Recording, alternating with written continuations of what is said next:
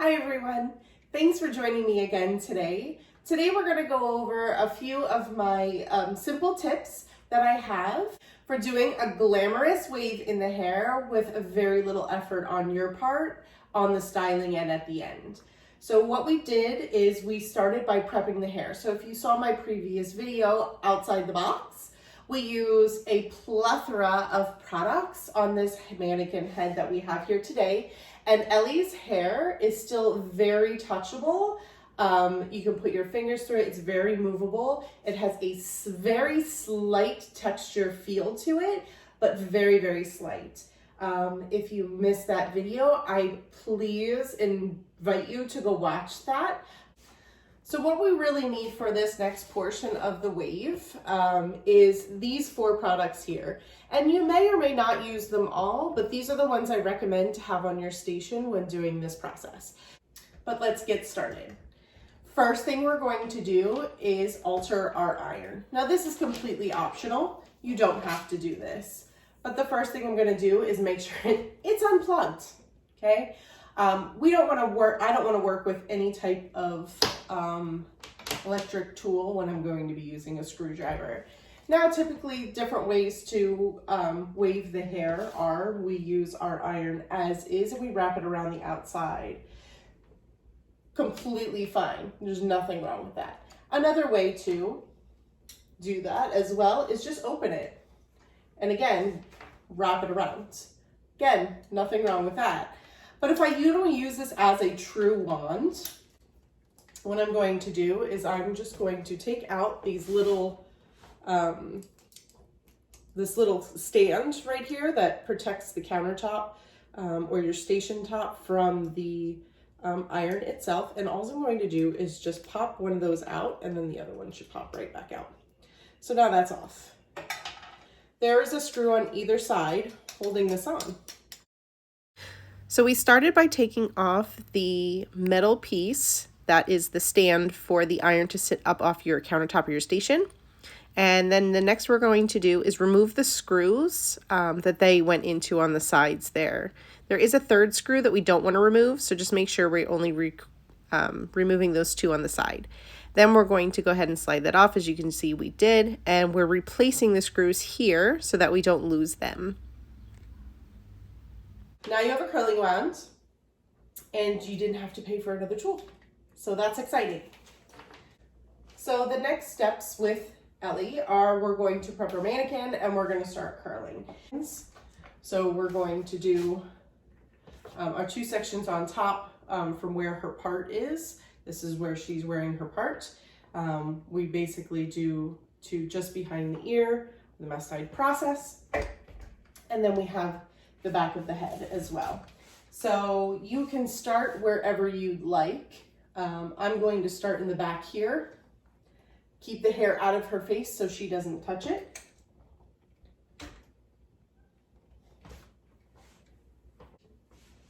So the first thing we're going to do is take this diagonal back section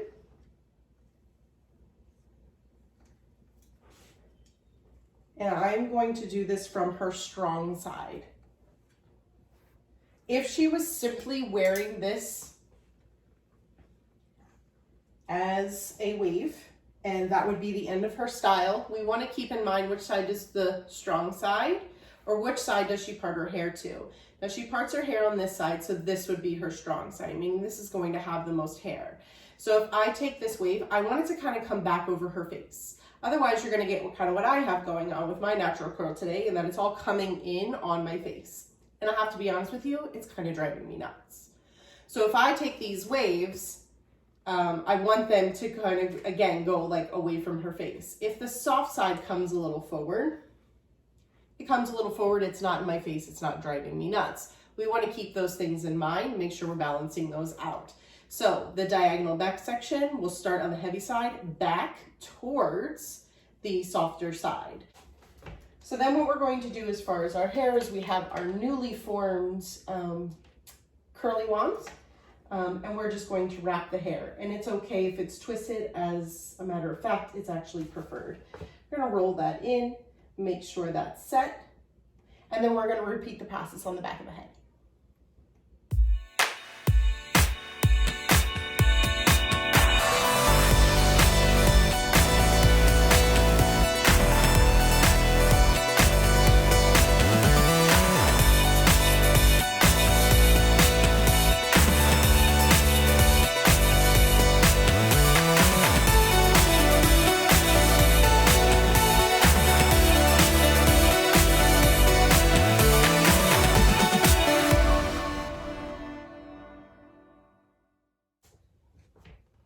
As we get into this top section here too, we want to just make sure that where we're placing the iron too is going to give us max volume as well. On top we wanted the volume, on the bottom we wanted length. So we can kind of under direct or off base anything below that parietal ridge. Now that we're over top of that parietal ridge, we're just basically touching it on this side. We're going to either do an on base or we're going to over direct it just slightly.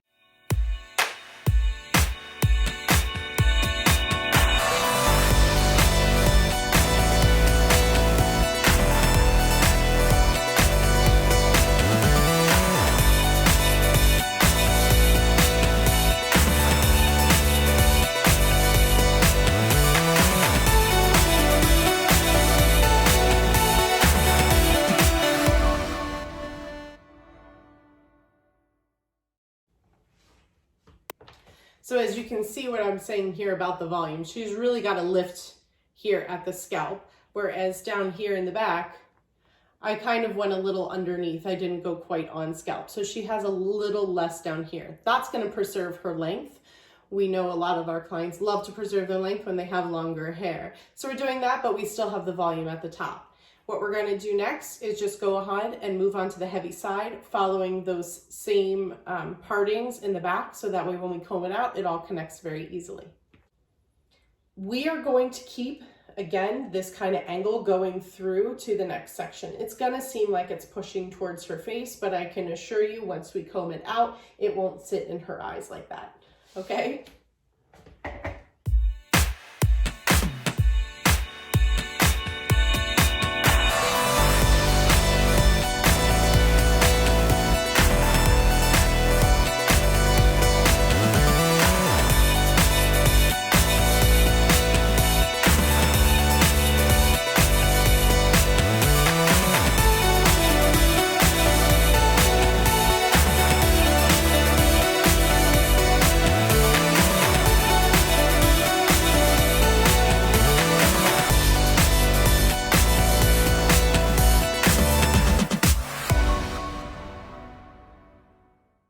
So now that we've finished that, we're going to let the other side cool. So again, all this is kind of coming in that diagonal back sectioning from the front of her head and kind of wrapping around and going towards the front in this side. Very similar to you pattern out a finger wave, we're going to do the same here. So two things that you can use. You can use your wet brushes if you'd really like, your Mason Pearsons, whatever. I'm just using a teasy comb, honestly. And if you have the right type of bristles on this, that's all you really need here. You just need something that can drag this down. And I also use the back of my hand.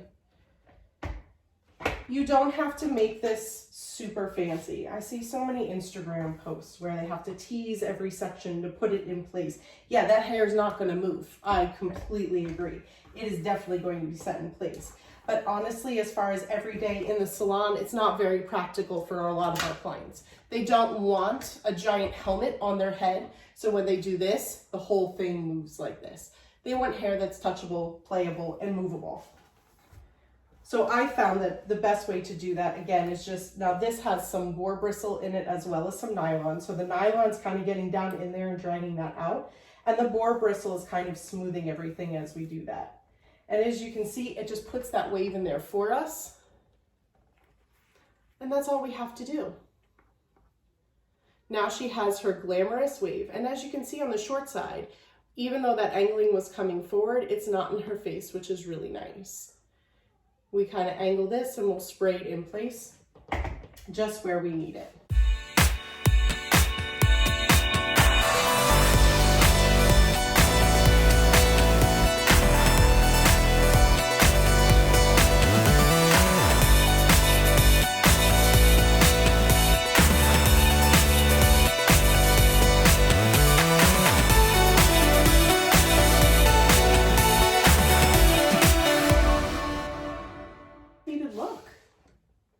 It's very easy, it's very simple, and now we have that glamorous wave. without having to do a whole lot of back work as far as taking out every section, teasing every section, making sure it's laying down. By doing it in those diagonals, we got a little bit of volume away from the head, which is great.